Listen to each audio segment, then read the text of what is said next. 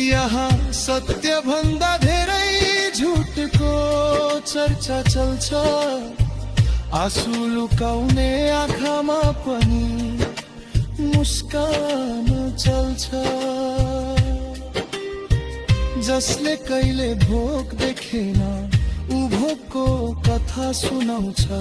जसले कहिले पीडा बुझेन उ सहानुभूति देखाउँछ।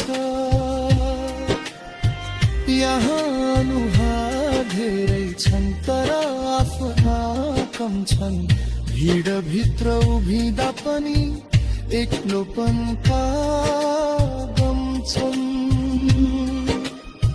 म टुकी जोगाउन खोज्छु बतास झन् चिलिरहन्छ। विश्वासका ती दीपहरू किन बारम्बार निभ्छन्।